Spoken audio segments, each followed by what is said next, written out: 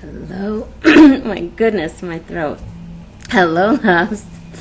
Welcome on this new moon to a sensual sovereignty burn the box conversation with my dear friend and colleague Pavitra Gurumurthi. So this is Saturday, August 27th. I'm going to give a little introduction for Pavitra, and then we'll get her on.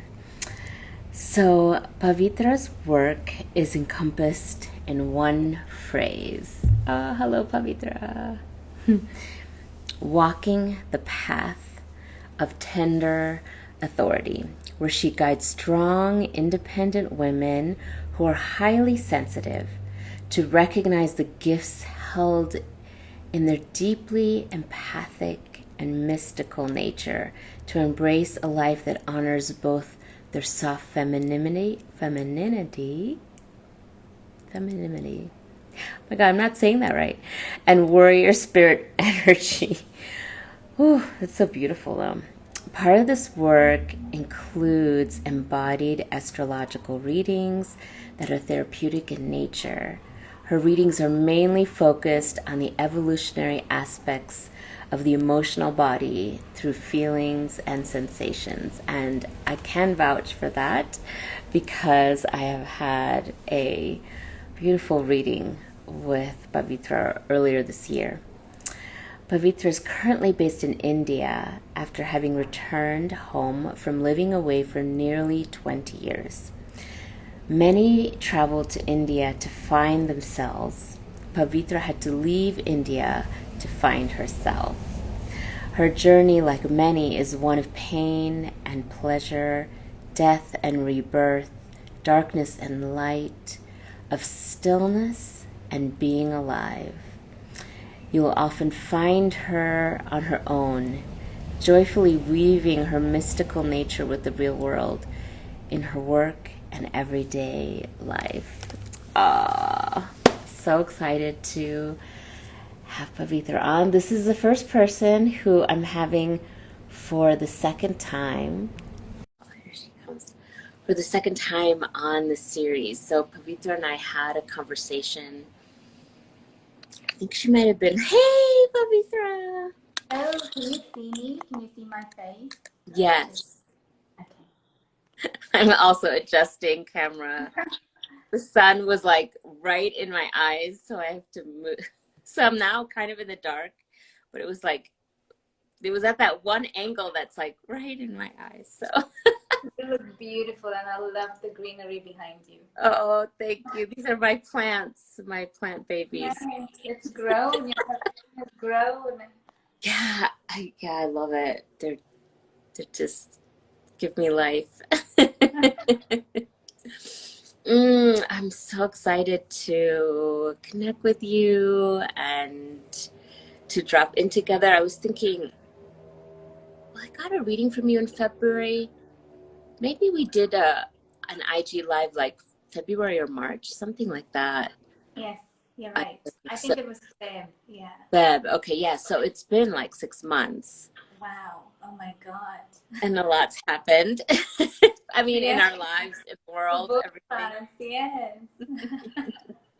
And I was thinking this morning, like, we don't have anything so planned. We just have like a topic, which I love, which brings a little bit of, I think that kind of nervous energy because we don't have Yes. any script or any kind of like set of questions. And it also reminded me of what one of my teachers, Resma Menachem, my teacher of somatic abolitionism, in our process, in this course that we're doing, the key thing is the emergence. So it's like being in a group, or now here with you and I, and just being present and allowing that space for emergence, like whatever wants to come through in our conversation. So I was thinking about that, like how we have a connection, and and we have this topic, and we'll just like allow what wants to emerge with our connection, our energy, and just what wants to come through. Yeah. I think when we prepare, it gets so structured and it loses the vibrancy and the pleasure of being able to speak and connect in the moment. Yeah, And or, when we talk on the phone and our conversations, it's just so vibrant. And so I thought this is perfect. Of course, there's the nerves. God knows who's going to watch it. But it's for us at the end of the day. it really is. It really is. And I think, as you mentioned that, it reminds me that, like, there's different ways of move. I mean, there's many ways of moving through the world, of course, but we are often conditioned to act and operate from our minds, and so, like, if we had a script, or not that, and none of these have scripts, but like if we had some clear plan or something, it would be like letting our mind, kind of run this connection and this process. And when we can let go of that, we really allow for something deeper, like something from our body, from our senses, from like our soul speaking, like, okay, what's wants to come. And I really think that's where the magic is, when we can allow that. Absolutely. And both of us are practicing this in our everyday life, so it doesn't make sense for us to show up. In a different way, right? Exactly. So I only had, maybe I'll just mention briefly, um, as we're already many minutes into this, that this whole series, we've done one of these conversations already, but this whole series was, um, to allow, some of this emergence, to allow to breathe life into a concept that had been in my awareness for a while, of sensual sovereignty, embodied love, liberation, and the license to expand the expression of our true essence. I love it. So Oh gosh. just want to mention that again. And did you have something? No, I said No. it's just the way you say it, and it's so beautifully put together and packaged. Yeah. Thank you. One of those things that just kind of came, but now it's like I feel it more because I'm having these conversations, because I'm leaning into the work in a different way. So thank you for being a part of it. Thank you. Oh my gosh, what an honor to be part of this and to be invited. Not just once, but twice. Oh my Yes, twice. I had one question for you to, like, kind of start. And it kind of came again, it really came from, like, bubbling up, like, the last day or so, as I'm thinking about our conversation. And it relates to, like, I've been called, as I'm sharing this, like, I'm going to have this conversation with Pavitra. I was called to bring in something that you and I just texted about, which is this concept of, like, the Plutonian chart, God. um, that we both have, and that you know all about as an astrologer.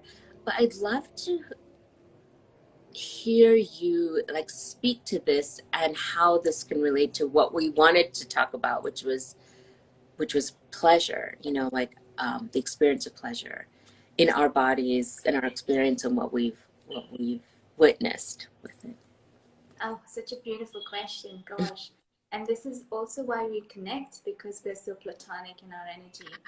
For instance, I'm a Virgo sun and you're a Pisces sun, right? Mm-hmm. And of course, the moon energy also plays a lot in how we express ourselves. But the birth chart is so intricate because it's not just the sun and the moon that we portray. There's so much more happening. So there are other planets that are speaking to our sun and moon. Mm-hmm. There's the transformational planets like Pluto, Uranus, Neptune, and Jupiter. What happens is it actually pierces through the the sun and the moon energy. And so remember we were chatting, like, someone would say, oh, you're a Pisces and you're so sweet and soft, especially when they first meet you, or I'm a Virgo, oh, you're so put together. And then they get to know us about 3 or 4 meetings later, and they're like, "Ooh, there's some depth and there's some edginess there," and you know. So Pluto is, oh, I have such reverence to Pluto because um, people like us who do this work, we wouldn't be doing this work if we are not touched, blessed, and killed by Pluto and rebirthed by Pluto. Mm. It's just the way it is. Pluto will come and bring out everything that is in the shadow of our psyche, whether we want it or not. It's going to excavate everything because it actually wants us to come into the light as a whole being. It doesn't believe only in the light. It also wants to bring the depth and the darkness, which is part of life. So it comes and it starts to dig out everything that is probably sitting within, whether it's conscious or unconscious. And then it comes up, and this is when it becomes a very dark night of the soul kind of experience, because most of the time we're not dealing with these hidden aspects of ourselves everyday life, and even if it does show up, we don't have the time or we're not ready yet. But Pluto is like, no, no, no, sorry, we've got bigger work to do here, so we need to do this right now. It's not your time, it's my time. I am the universe, you're part of it, so let's do this together. So then it comes and it brings everything up. And when I say it brings everything up, it's everything to do with sexuality, how we relate with ourselves, um, money, whatever you can think of that has a very negative or heavy connotation to it in our society, and how we've been brought up and grown up with. It brings those things up. So that's where this Platonic energy seeps through. So the shadow side of Platonic energy is manipulation, or trying to, it's almost like the Scorpio, stinging yourself and stinging other people in the process, because we're not ready to look into these hidden aspects of ourselves, which is actually beautiful and healthy when it's expressed in the most, grounded way. And so when we work with Pluto, what happens is we get to express the highest version of it, which is the phoenix rising out of the ashes. And sexuality and pleasure is so much in that realm in our society. It doesn't need to be, but that's how it's been set up. And so what happens is people don't really feel comfortable talking about these topics. Put sexuality aside, even pleasure. I didn't know what pleasure was till about maybe a few years ago, because pleasure always was associated with sex. It was always linked with sex, and so it was always a bad thing to experience. So that's pretty much like the Pluto energy kind of weaving its magic in our own lives, and it's kind of beautifully brought us together in the work that we do. Yeah. And so this is where the magic of Pluto starts to shine, because as we do the work, it starts to give us freedom to speak about these topics openly, to speak about these topics in a way that it invites other people to also feel brave enough to dive into it. Yes. And for us also, as people who've been through it ourselves, to continue to hold ourselves in that space, and continue to evolve in just the way Pluto wants us to. We don't, again, it's in the present moment, we don't know what agenda Pluto has for us. Yes. Oh, I love all that. Thank you so much. And I think just there's so much that you shared there, but it's significant, I think, for both of us that the leaning into pleasure didn't happen until much later in our lives. So I don't know. I can only imagine like what role Pluto had, but like you said, maybe just showing up when Pluto did, and then it's like we can't avoid, we're like have to face this area. And for me, that was, I guess it was like 2017. So it's really just been like 5 years. Because before that, I never, I never did. I never like, pleasure never really had a priority, in my life, really. it was so much more about all the things I should do, like taking steps. I was on this whole medical career path, and it was so much more about, I think it's not like it didn't have enjoyable moments. Of course I did, but there was a lot more like pain, suffering, grieving because of certain things, like all of that played such a bigger role in how much space it took up in my world, kind of thing. And then suddenly it was like, oh, pleasure. Like, What was the experience, because you grew up in America mm-hmm. and as a South Asian woman, Yes. and what was your experience with pleasure in that kind of space where you're in a different culture growing up there, which becomes your own culture, but yet when you go back home there's a very different upbringing? Mm-hmm. To hear how that was for you. I think that what's coming up is that I never felt a permission. And I'm not even suggesting that lots of people do. I don't know, but from my own experience, like I never felt this permission to like delve into pleasure or to experience that, to enjoy that. It always came with layers of shame and guilt. Always. Like if I think about even the experiences that I did allow myself, it was like it was so hard to really enjoy. I couldn't really enjoy it. I couldn't really like drop into the process. And so whatever that was, it's like multi-layered for sure. Yeah. But there was definitely some programming around like I should be married, or like something like that, which now is so funny really because I'm 47, not married, never married. But it's just like Yes. when I was younger, when it could have been something different for many women, I think. But for me, it was just like, you shouldn't be doing this. This is not okay. And it just, that clouded any kind of real experience of pleasure that could be there. In the few times that I would even allow myself to, like, okay, like this is what we're doing, kind of thing. Yeah. Um, so it's really interesting. I mean, I think there's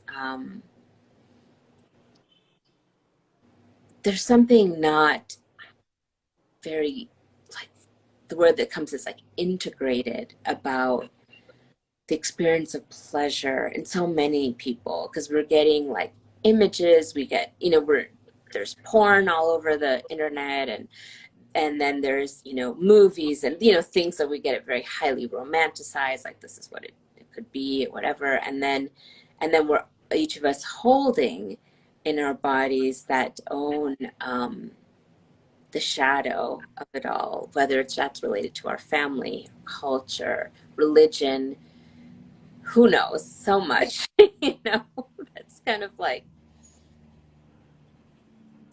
trying to navigate that all so that we can actually allow the experience of pleasure. Like I Yeah. said, for me, it happened very late, really. It was the same. I mean, I'm getting this image of, when children are exploring their bodies, they don't know what a body is. And we're just exploring. And when then we go to a place in our body that feels pleasurable. And I still remember my mother hitting my hand when I was very little because I was exploring my body and saying, no, you're not supposed to touch that part of your body. And it's still there, it's almost become like an imprint in my brain.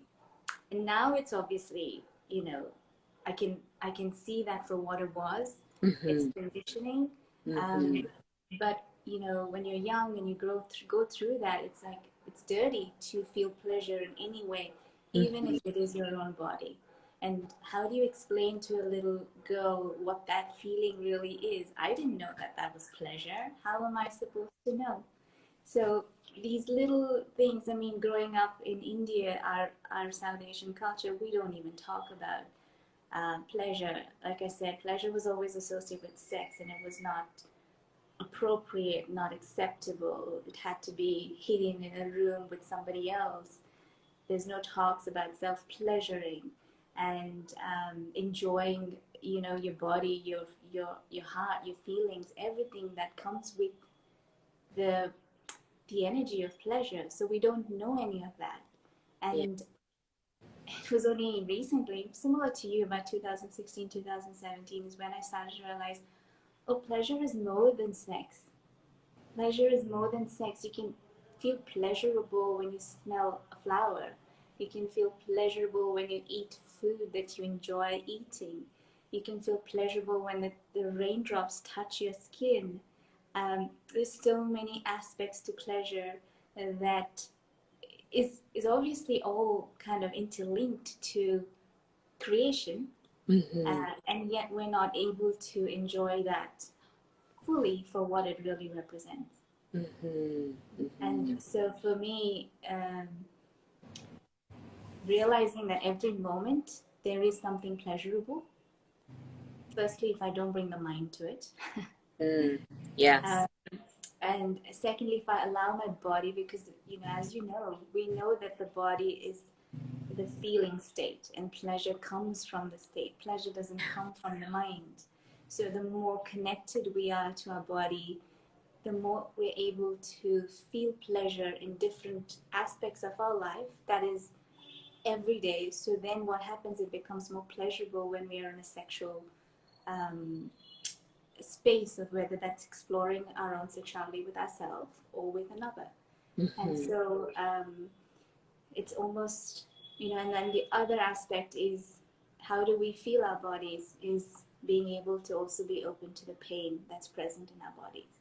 So if there's pain, I know, I can only speak from my experiences, when there was a lot of pain in my body, pleasure was not even something I would consider. There was no room. I didn't have room to consider pleasure. It was nothing. And if I was in an intimate situation, it was always the end goal. The end goal was more important. The orgasm was more important than the whole foreplay and the connection and the intimacy that goes with spending such a, wow, like a union with somebody. It was always, let's just get to the orgasm part and move on, right?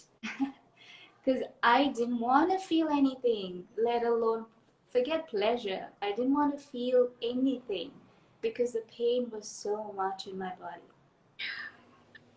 And then when Pluto started to come and sweep me, it started to say, you want to live with pleasure, you need to feel the pain first. And it's not a, what's the word?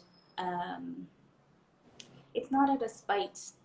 The universe doesn't do anything out of spite or out of hate, or you deserve this because you did some karmic stuff in your past life. You deserve to go through this kind of pain. I think there's wisdom in recognizing that when we are able to access the pain, it gives us so much more sensory aliveness to pleasure. And from my own experience, the more I was able to sit through the darker aspect of pain, my capacity and level to experience pleasure started to increase. And my breath was much more deeper when I was also experiencing pleasure, whether that was sexual pleasure or everyday pleasure, because you want to take it all in now, because it feels freeing to experience pleasure. Yeah. So, yeah. Oh, I love that. I've kind of had similar experience of, like, as you were talking, I was just reminded of how much we tense in our bodies and like really brace ourselves when there's some pain or suffering, grief, sadness, all these heavier kinds of emotions and kinds of experiences. It's like, I don't know where that all comes in, but I'm sure it feels like a very deep nervous system kind of like, oh, just brace yourself for this, this pain. And I do really think it's a big part of the whole, like, magic of it, the whole allowing, the whole surrender, is to not brace ourselves, it's to really just allow, like, okay, there's a whole lot of grief here, there's a whole lot of sadness here, there's a whole lot of some emotionally painful experience, but as we can soften into that and not create a whole lot of resistance in our bodies to that, then we allow, like, everything comes, it's like, the first of all, the pain can more easily just move through, because that's what it's there, is to feel it and allow it to pass. I'm not saying that anything happens overnight or there's any kind of, like, it happens so quickly, but we just are here to allow. We're here to allow the experience, the full experience of everything. And as we can, like, soften into that and allow, like, I really believe that all experiences, when they're felt fully, they kind of, like, metabolize, they kind of, like, get processed, alchemized, I love that word alchemy, into something that does feel good, Beautifully said, yes. like pleasure, like ease, grace, joy, like, it, once it moves, it's like, this is what we're kind of meant to experience, but we have to allow. And that's a difficult thing, because I know in my life it was like just bracing myself for everything, like just tensing and just, okay, I'm just going to get through it. Yes. Through it, that's right. There's no openness to getting through it, right? Yeah, kind of like what you described of the experience of orgasm, when you're just like, okay, now let me just get there, Yeah. and it's like, wait, we're missing all the really yummy pieces of it all. I remember when I was 18 or something, I used to think, what is the attachment to these orgasms? It lasts for like 2 seconds even. What is it? I would sit and think, like, why are we so, we're chasing this orgasm and it's only literally 2 seconds or 3 seconds. And I couldn't understand it, obviously, because I was too young, I was in a lot of my mind, I didn't have a good understanding and exposure to healthy sexuality and pleasure. And so it was like, I always thought it was rubbish, like how, as a human, species, the way we operate and our relationship to sex was rubbish. But now I'm like, oh my God, an orgasm is not 2 seconds. It's every day, every minute, if I want it to be. And then it just goes on to who I share it with or not. And then and a woman's body is always wanting to actually be open. Hmm. And what society teaches us from a very young age, maybe out of being protective or finding safety, it always teaches us to close up, to protect. Close your legs. I mean, this is my Indian upbringing. Close your legs. Oh my God, I studied in a Catholic school in India.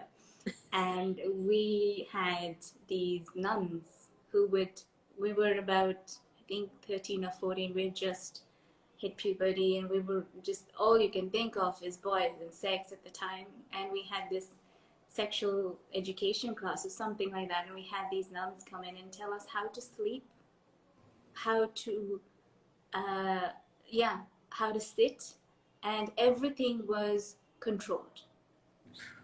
Everything was controlled. And we thought, okay, this is how we gotta live. What else do we have to do? We don't have any other option. We don't know anything else other than this. So this is how we got to do. And you know, when you started your journey, I'm curious to hear how everything that you had learned, to how you started to see what truly pleasure was and sensuality was as a woman with a woman body. How did you how did you find that space of, you know um, polarity, and were you able to integrate those two together, or still continue to integrate them? Yeah, what was coming to me is this first retreat that I went to that was at the end of 2017. So I'd been living in Sri Lanka now at this point. So I'd left job, I left everything, left my life in the US, was living in Sri Lanka, trying to study Ayurveda and learn about that. And that kind of just didn't go quite how expected. So this left me like very free and unattached and just a little bit lost. But that's when the like, oh, let's explore sensuality. Let's explore this. I really had to detach myself from like home, family, friends, work, like everything for it to actually have the space to come in. And then I made this decision of not going to India. I was invited to go to a training in Pune, India, with this Ayurvedic instructor, like a renowned Ayurvedic doctor, and I went to Mexico instead for this retreat called Wild Bliss. And I can tell you that it was like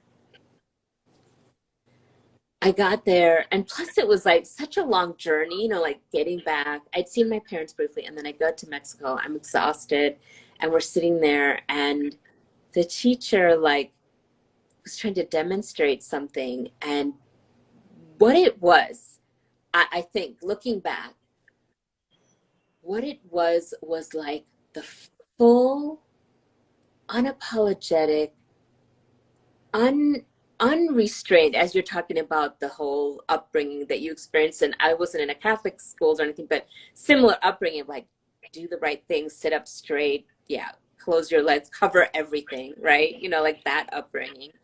So it was like, honestly, I was shocked. I didn't know. I was like, oh my God, what am I doing? How did I get here? But this, my teacher, hello, Shanna, um, my teacher just like allowed herself to get into this full experience of, I think it was just like energy flowing, like through emotion, but I can't even remember the dates. It was so shocking to me at the moment, but she ended up like ripping off her clothes. I think she had like a pair of underwear on, like panties or something, but barely anything, and she allowed us to witness, like at this retreat, like what that was to fully embody energy, emotion, and have this experience. I can't even describe it and I can't even fully remember it because I honestly think it was so jarring to me. I was like, what is this? What did I sign up for? I don't know what this is. It just didn't. I remember I was at that time, I had just suddenly applied for her coaching program. And that also didn't make any sense to me. It was like the deadline was coming and I just sat and wrote it, like applied. And so I was kind of considering this path. And that moment it was like, oh my God, no, this is not for me. I don't know what this is.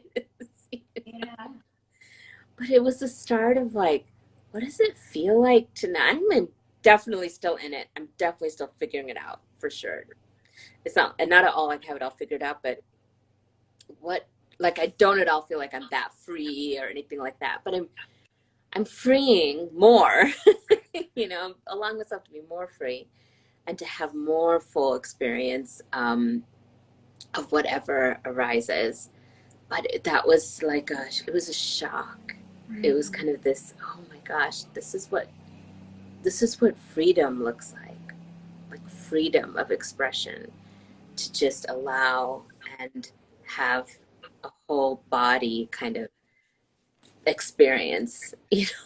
Again, I don't even remember exactly what it was or how it started or what. I think it was like a demo for us, um, but it led into, yeah, that evening she went into like a initiation kind of thing with, we were groups like 5 women and working with all of our senses, strawberries, like oils, like like every sense, like one person would be whispering something into, like someone would be lying on a yoga mat or something, and it was this full body experience of like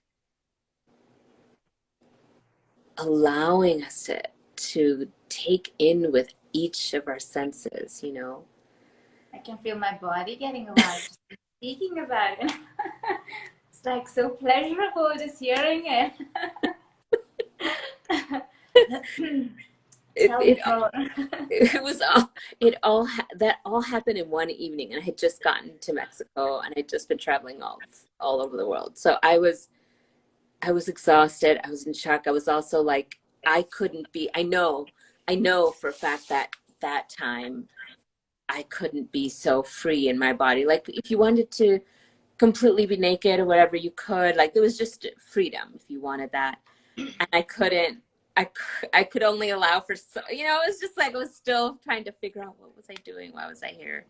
um I did do that same retreat several months later, and it was much more able to. So it's like do you think it's like this allowing, this softening, this surrender? Like this is what it always comes back to me with the experience of pleasure. And it is like a rewiring of that tightness that we have, like to control, to do what we're supposed to, what we should, what we're told, what other people will think good of us, that whole kind of stuff. And that's so tense. It's so tense. It's like pleasure doesn't have space to come in. Yeah, pleasure has no time and space. Pleasure is just, oh, yeah.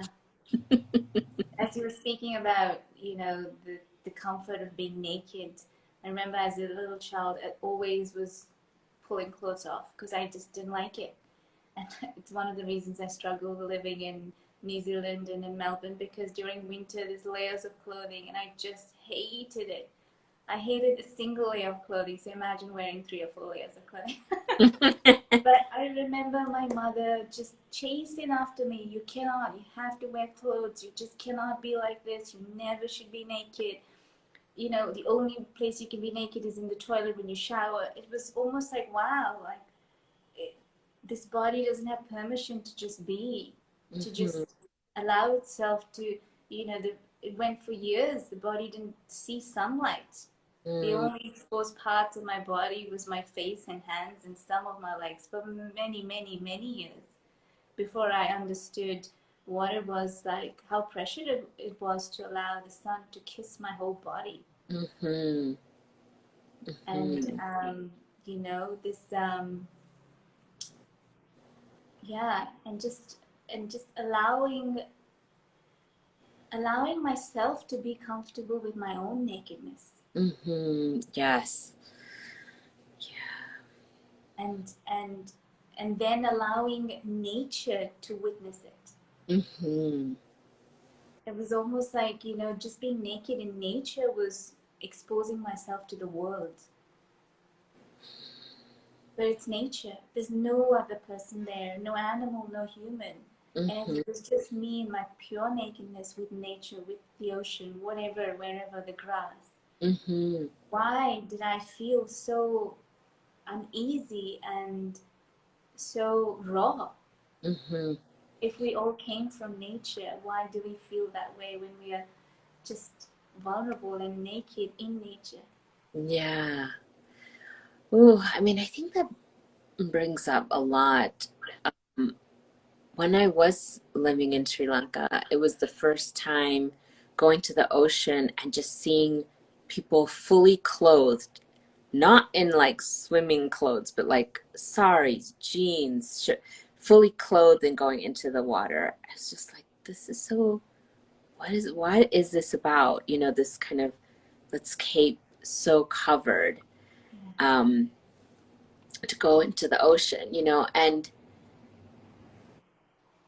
it also, oh my gosh, so many places to go with this, but I do think that, like, I can speak from my own experience, of course, but I do think there's something that many of us in,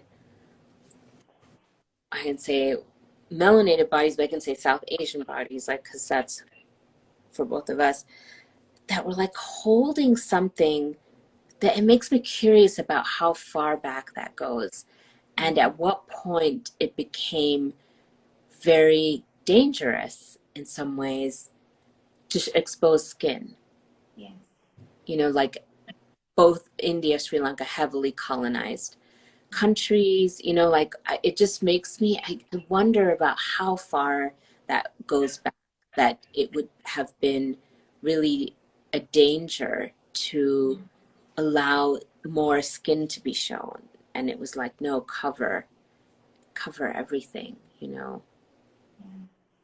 The irony is that there are two. One is, firstly, what comes to me is that Tantra that is currently everywhere in the world, and everybody is either learning about it, teaching it, or having some kind of relationship with Tantra. It comes from India, and I grew up in India, and I knew nothing about it. Nothing. I would go to temple sites and see these beautiful, very sensual, um, carvings and sculptures. And first thing, whoever I was with, the adult would close my eyes or pull me aside. And it's like, when it's there, and it's a sacred site, by the way, it's a temple. And Mm-hmm. these carvings are on the walls of the temple. And yet I'm pulled away or my eyes are closed from looking at it. That's one. And secondly, I remember I lived in India till I was 21, 22. So I grew up in India, and then I left to go to, first moved to New Zealand and then to Australia. And I remember when I landed in New Zealand, I, I felt that women were free. Women were free with their bodies, women were free with their self expression, women were free with sex and sexuality. I didn't grow up that way. My culture was, you don't have sex until you get married. I grew up in that generation. I don't know what it's like right now. I think India is changing a lot in that aspect, but how far, I'm not yet certain. I've only been here a few months. But I came from that culture. But one of the most powerful learnings that I took away is that, I don't remember who said this to me, but it has always remained with me, is your body is a temple, treat it like a temple. And so I took that with me when I moved to New Zealand, and I remember this freedom. Like, I can sleep with whoever I want to, and I can just go to a club if I want some intimacy. I can just go to a club and meet somebody and share that intimacy for one night. But my body was just a big no, no, no, no. And I went through so much turmoil because I thought that was me being petty or judgmental, or not being able to be as free as them. And why is it that I'm so stuck up, I can't be like them? And all Mm-hmm. these questions used to go through my brain, like, why am I like this? Mm-hmm. And now I think there was wisdom in that statement, your body is a sacred temple, look after it like that. Mm-hmm. Because I never gave away myself to anybody that did not feel aligned. I didn't know what alignment was. I didn't know what intuition was. I didn't know any of this, but it just felt like that statement protected me in a lot of ways and looked after me in a lot of ways. And yet I would be jealous, be envious of these women, from the east, west, wherever, that not from India, who were so free with their bodies, with their sexuality, with just expressing everything. And even today, I cannot wear some of the clothes that they wear. It's just because I think it's our conditioning or upbringing, or maybe it's just the way we express ourselves. And I'm okay with that today. Even when I speak, even when we both talk about sexuality or share about pleasure, we're not as forthcoming as someone who's not from a South Asian background, or women of color. Um, the way that we express these topics and share and speak about these topics are also very, very different. Mm-hmm. Mm-hmm. And I'm still trying to understand. I mean, I don't really want to know what the differences are, but understand how I want to express and share this. Do I want to be so flamboyantly, open, or do I want to protect the sacredness of it in the way that I share it? And if in doing so, how can I still hold the authentic flavor of this pleasure, the topic of pleasure, when I'm speaking about and sharing it without being confronting or in your face? How can I, as a woman, we're always dancing and being very like mysterious, yes, yet open at the same time. So if we're talking about these topics, how can I bring those two to dance with each other? Yes, I love that. And I see Oceana here. I think it's you honoring the sovereignty of your body. Yes, yes, so beautifully said. It's all about sovereignty, sexual sovereignty.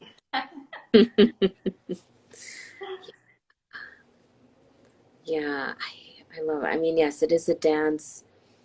I do think that we get to decide, we get to, oh yes, love this inquiry. It's like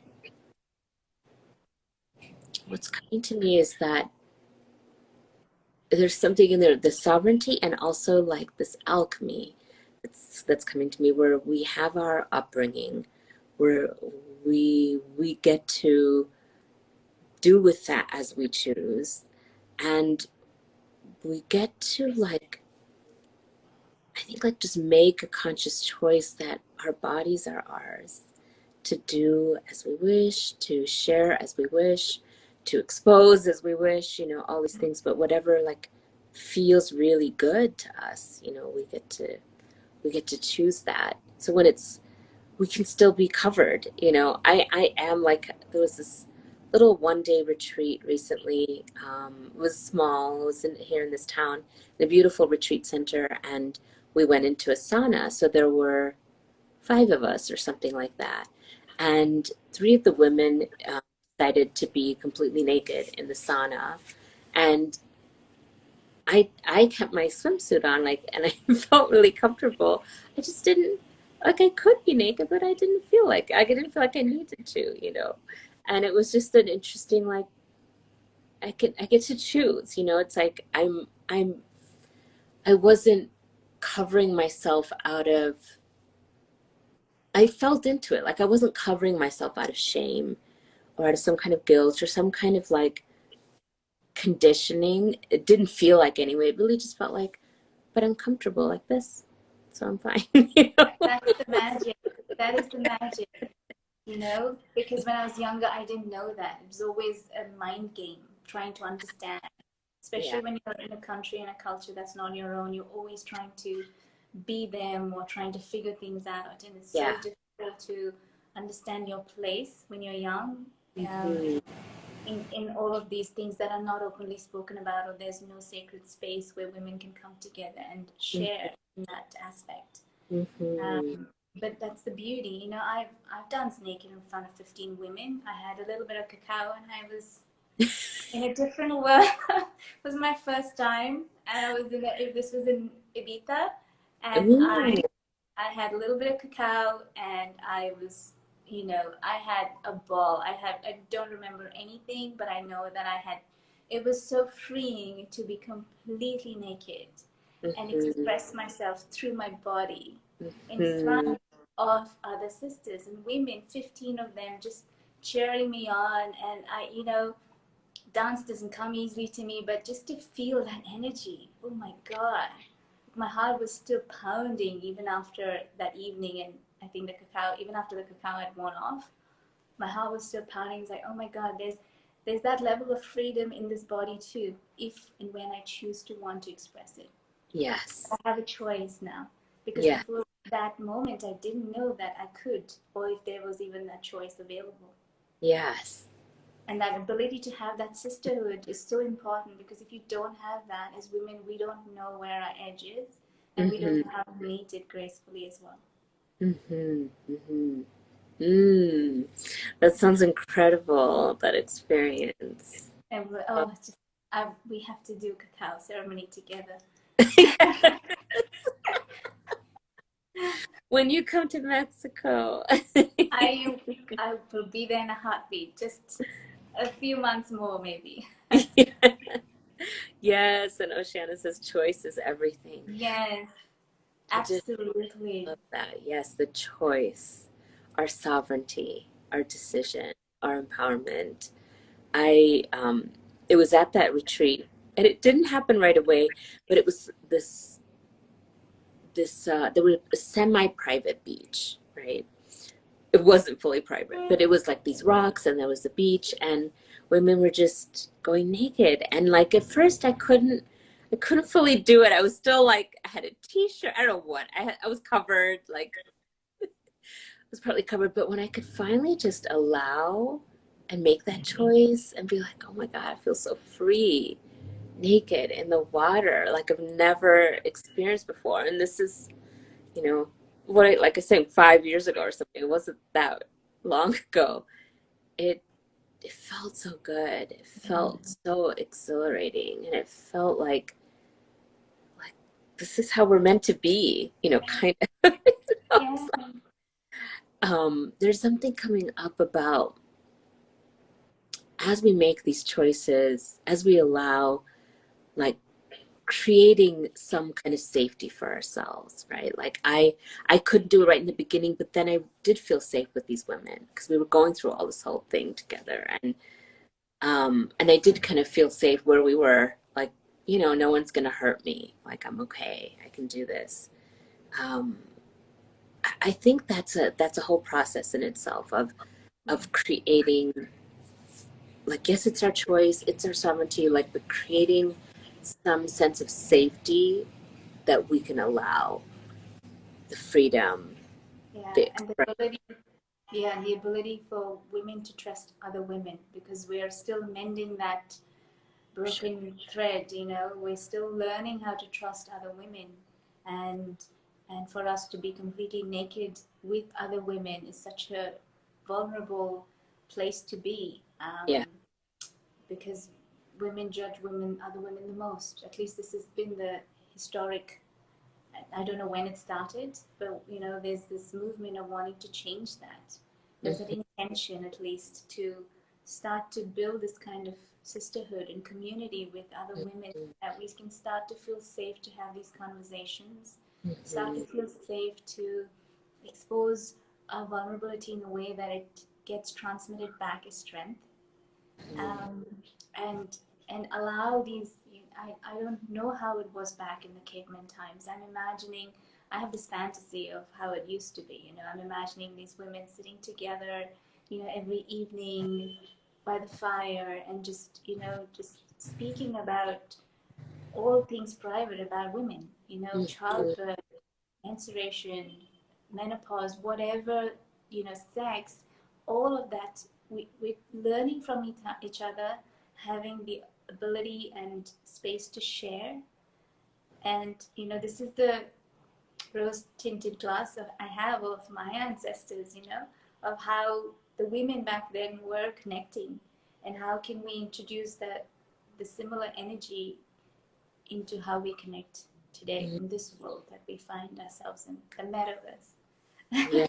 Yes. Yes, and Oshana brings up such a good point. I was thinking it myself, which is there's an additional level of safety required for melanated bodies. Real. Very true, absolutely. I think it's so important to note that, and to, like, the experience of being naked in any kind of a more public way, or like in a group or whatever. There's just so much in melanated body that this signifies than in white bodies, especially around white bodies even. Yes, That's yeah, very true. Yeah, the standard of beauty is so distorted that there's that aspect of it as well in that whole unraveling. Yeah, absolutely. yeah, standard of beauty, and also just like depending on the body and what is the going back to slavery and other times where um, people weren't given that dignity. They were, just um, exposed in this way and treated in this way as not being human. And like there's just a lot, I think, when it comes to that feeling of safety that we hold, safety, dignity, um, choice, Yeah. and being exposed. Like there's that word keeps coming up, like something about being exposed in this way, And that could it's feel great. really. Yeah, and it's great that there are more women of color. Is that the right term? I please Mm-hmm. correct me, please. Okay. Um, are starting to do this work so that there are people like us who can hold space for women of color. Because at least in my own journey, there was no women of color holding space for me, or I haven't been able to find that person based Mm-hmm. on where I was. And so whatever was available, I'm not saying that it was bad. It was great because I had the strength to navigate through those dynamics.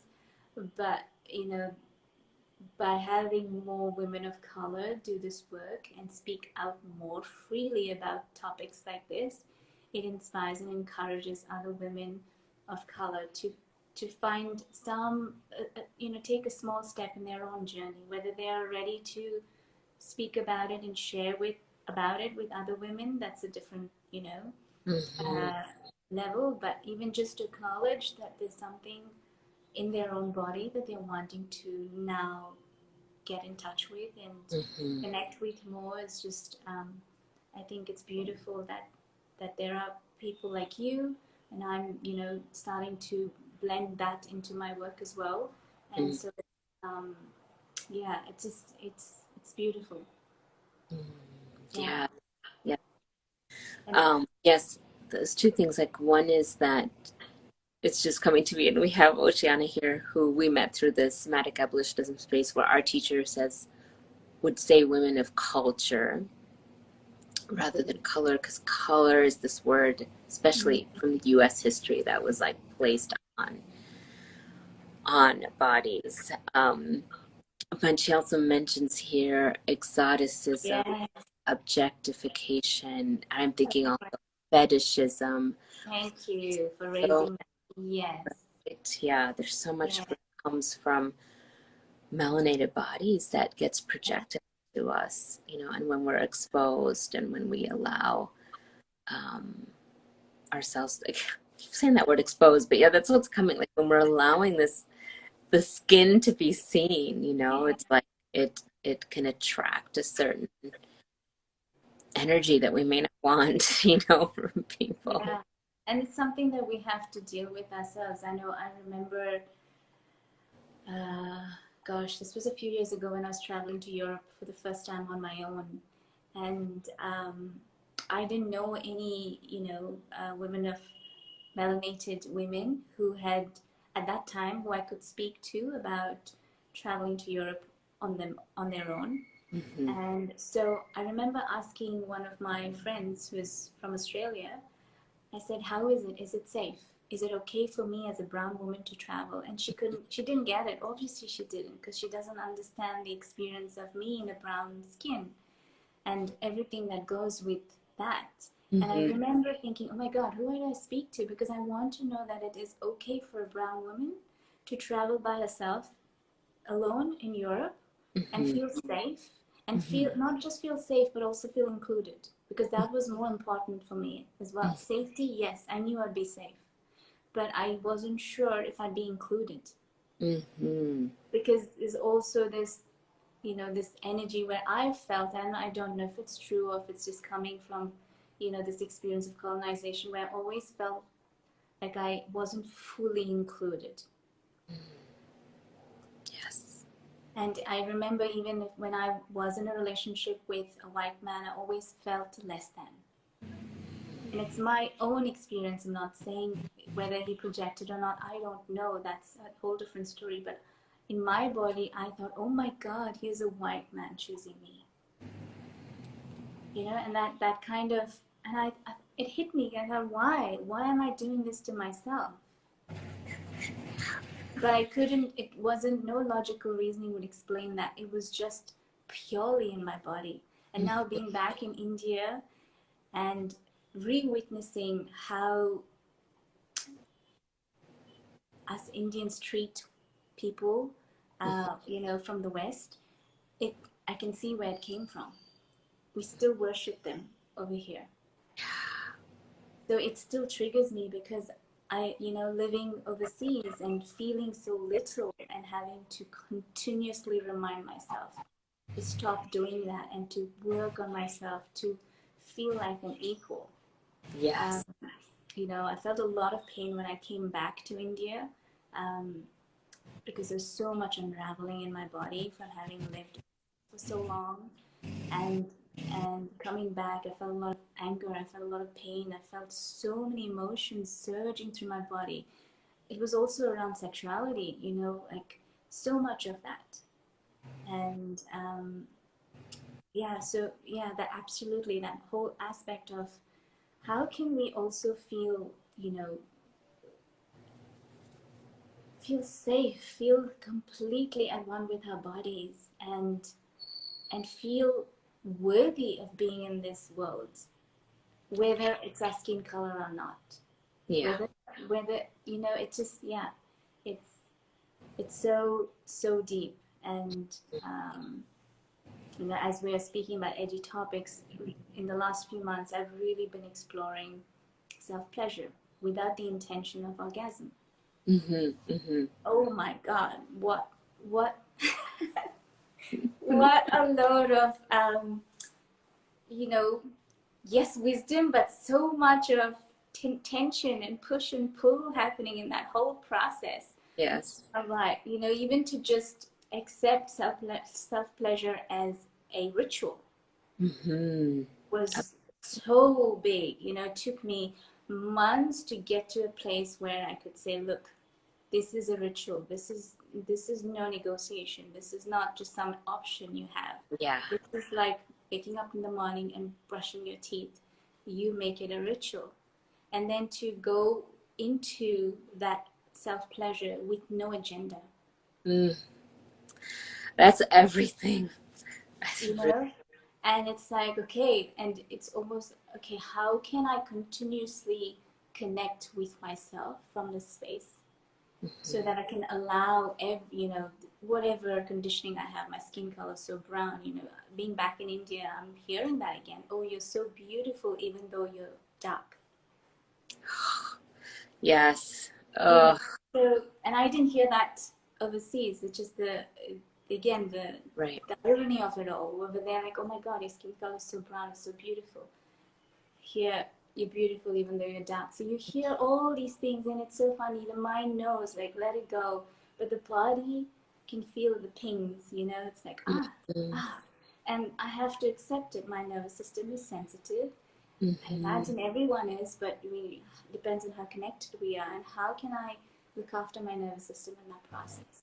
So Mm-hmm. when I'm self-pleasuring, it's like, okay, this is my brown skin. This is beautiful.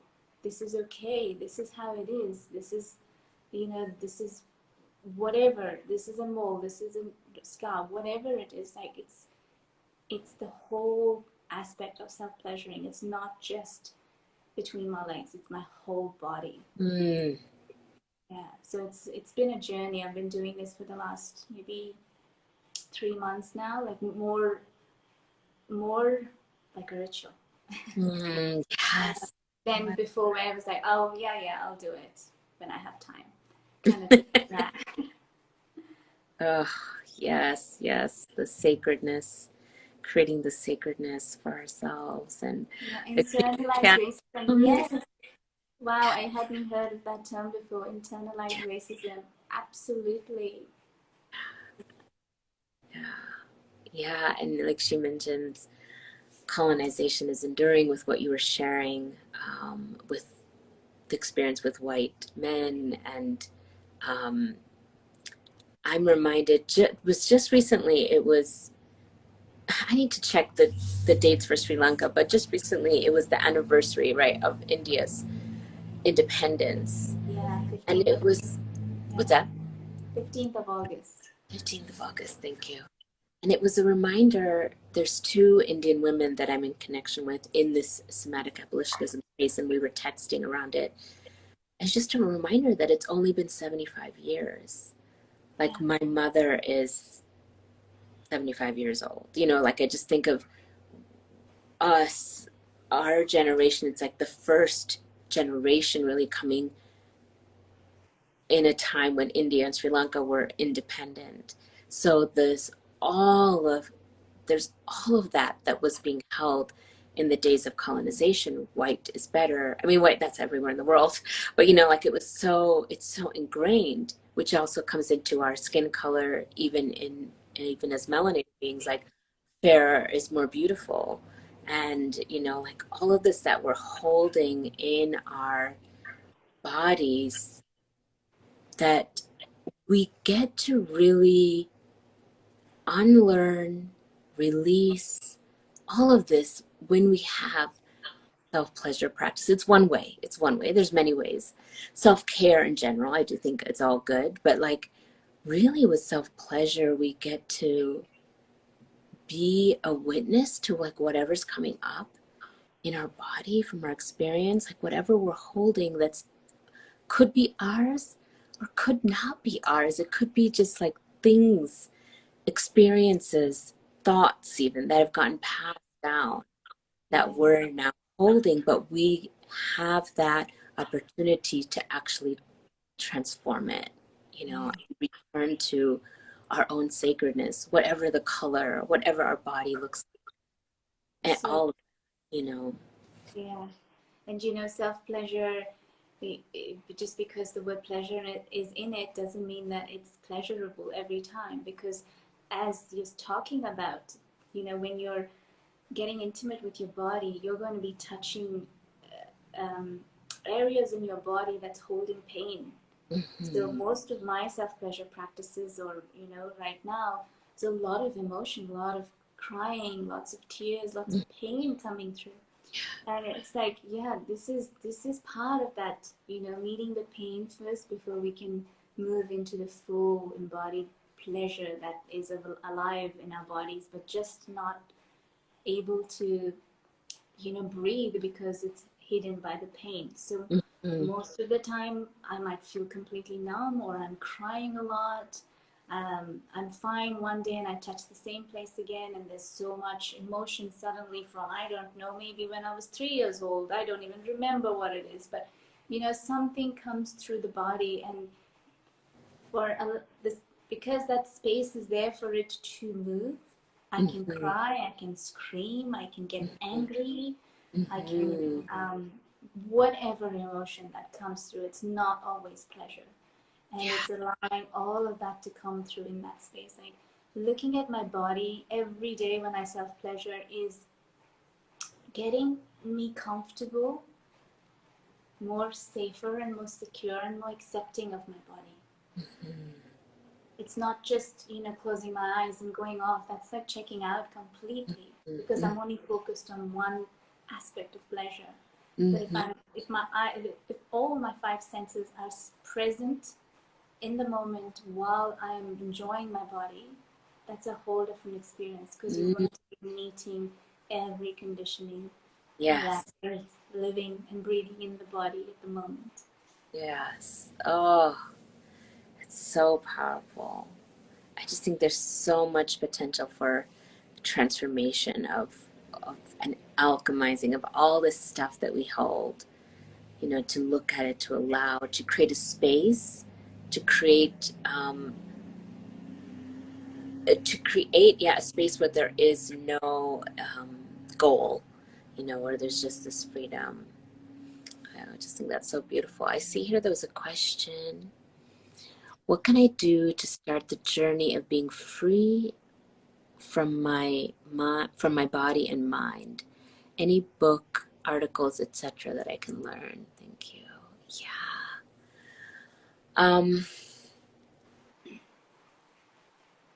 there are so many books. But one that really did have an impact on me is by a woman who goes as Mama Gina. That's how she's known. but Regina, how I forget her last name actually, but she uses her full name on the book. But it's called Pussy is a Reclamation. Pussy, I think it's just Pussy a Reclamation. Yeah. Have you read that one? I haven't read it, but I know I have heard of it. Yeah. I think that I found that one really powerful because it's just like goes back in history for some time and just the power of pussy Mm. and even like pussy being seen, like there were things she describes of like women like you know exposing, like is it like showing their pussy and just the effect it would have on men and like all different Yeah. situations and going through that process of Mm. reclaiming this as ours, reclaiming pussy, reclaiming our power. um I don't know, that's the one, that's one, there's so many, but that's one that comes to mind. And I think as part of that question, it's great to read books, and because I'm really enjoy getting intimate with my body. Experimenting. What am I thinking? Getting intimate with my body. I think the self pleasure practice is if it's just an everyday ritual. And when I say self pleasure, it doesn't have to be, you need to go in with an intention of feeling pleasurable even. Just, picking a part of your body, whether that's your breast, whether that's your yoni, whether that's legs, arms, whatever it is, to just start massaging it. Just, closing your eyes in the beginning, start massaging it. And if that's even too intimidating, just get a mirror and just start to strip yourself slowly, gently, being very, very kind to yourself, because if there are any places in your body that you don't feel comfortable looking at, just to pause there and to feel whatever comes up. And this, along with the books, is kind of going hand in hand with the mind and the body together, and using both together. And then you start to feel these transformations, and transformations are not like these firecracker moments that happen. It's so gentle, it's so slow, it's so beautiful. It's almost like a feather kissing you. You almost feel it and you don't, and suddenly one day you feel different. So that would be, some, because I'm also doing it right now, and I'm continuing to do it, and I will continue to evolve in my practices with this. It's something that's really, bringing up so many beautiful aspects of who I am and how I'm showing up now because of this self pleasure, how I'm showing up not only for myself, but also in my work and in my relationships with people, places, and even life. Yeah. Oh, I love that, and thank you so much for bringing that up because it is, there's so many books. Another one that just popped into my head is Come As You Are. These were all books that were recommended like in my coaching program. Come As You Are, that's by Emily Nagoski. And then there's a book called Anatomy. It's something like Anatomy of Women's Arousal. There's a lot of books out there, but as you mentioned, Pavitra, I think the really important thing is to pair some kind of reading, if we want to do some reading, with some kind of practice. Because it is the embodiment, it is the like few minutes of some kind of loving practice, some kind of um, nurturing practice, gentle practice, allowing, we Yeah. get to where we get to experience this in our own bodies and experience what is coming up. Like, what are we holding? What's the resistance that's there? What are the messages we've held in our bodies, in our minds, in our bodies of different body parts? And just get to hold those with a lot of love and compassion. Like, oh, someone said that to me once. Yeah. My own mother might have said that, some things to me, I and got. holding Yeah. these judgments in my body, and I get to experience my body as beautiful. I get to experience my body as like as a temple. you know. Yeah. I'm getting this image of, uh, when I'm holding a newborn baby, or, you know, how gentle I am with the baby, how gently I kiss it, or how gently I just brush its face, its cheek, and its arms, and just feel the softness and the newness of it all. And that's part of the exploration of how can we be reborn through your own touch Mm-hmm. on your own body. Mm-hmm. And I'm Mm-hmm. enjoying coconut oil. Like, this is my go-to. So Oh, always use coconut oil, and I probably take, depending on my mood on the day, I might add a few essential oils, and then it just adds another layer of pleasure in getting intimate with my body. So, some days it's a slow, I have a lot of time, so I can take my time. And the other days, I may not have a lot of time, but it's the intention is that even if I have 10 minutes, the intention that this is my time to be with my body mm-hmm. Mm-hmm. and accept whatever part that is not acceptable for me in the moment. Mm. Yes. Yes. I think that's really where the the juice is in this process, is that we get to create some space, be with ourselves, hold all that's coming up, and allow, and just allow all of it, whatever the emotions are, and not focus on it has to be pleasure. Just like, this is part of the practice. The pleasure is the state. It's the state of allowing, you know. It's as my friend says, um, she loves the word wonder, and I Mm-hmm. had heard of wonder, but I never really understood. And when I was talking to her, I was like, oh my God, it is the state of wonder when you actually don't know what's going to come up. You're curious, and you're Yeah. just like, what's going to come up today in my self pleasure practice? Oh, I'm going to Yeah. choose my breast today, and I'm going to massage my breast lovingly. So what is going to come up for me in that space? So Yeah. that state of wonder, when she talks about it, her face lights up, and my face automatically lights up with her. So yeah, it's that state of absolute wonder. It may be pain, it may be pleasure. Who knows the wonder of it all? Mm-hmm. Oh, I love that. Oh, I feel like this is a good point to kind of end our. I mean, I love that, the wonder, to be in the wonder, to allow the wonder, to lean into the wonder of it all. I wonder if, I also wonder if there's anything that wants to be said still that hasn't been brought up. Hmm.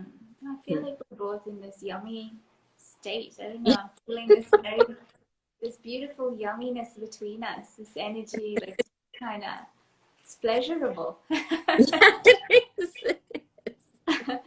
um, Oh, you're so welcome. to Yeah, I you, hope that helps, like a couple of books, and also of the practice. Small, it can be small. 5 minutes, 10 minutes.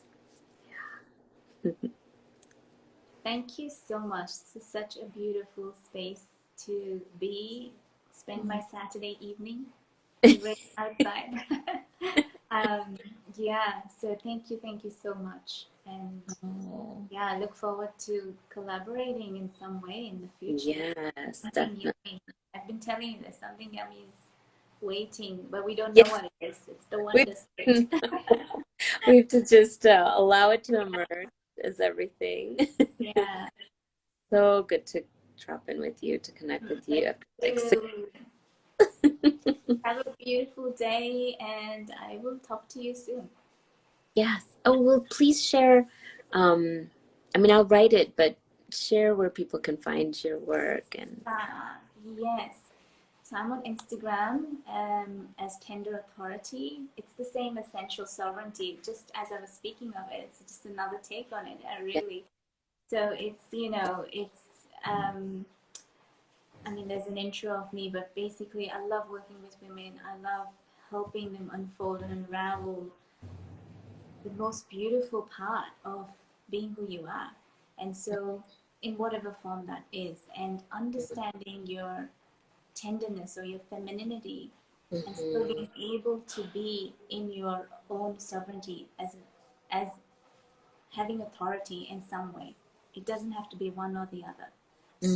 So that's what I do. My website is currently being updated by Aquarius, so it's down, but feel free to reach me on Instagram DMs, and if you have any questions or you just want to say hello, I would love to hear from you. Yes, there will be some group programs coming up in the next few weeks and months, and in the future, collaboration with Sonali. Yes, stay Yeah, tuned, right, to yeah. something coming. Especially if you are, would be so cool to do something in person if you're I making it to yes, this part of the I world. think that's the only way to do it. Just yeah, we're talking about the body. We have to be present. I We cannot not be there together in person. Yes. Oh, yes, I so welcome that. Welcome that opportunity. Amazing. Thank you for whoever's joined us and for listening, and Yes. Keep whoever's going to take some time questions, to comments. listen. Yeah, as the recording gets Oceana. posted. Love Oceana. So many comments and thank you. I Was don't it even know how to read the comments, to be honest. Bucknerisms? Thank you Reading for your them. attention and for being here. Thank you, thank you, thank you. Bye, Sonali. Love you. Love you too. Take care. Bye.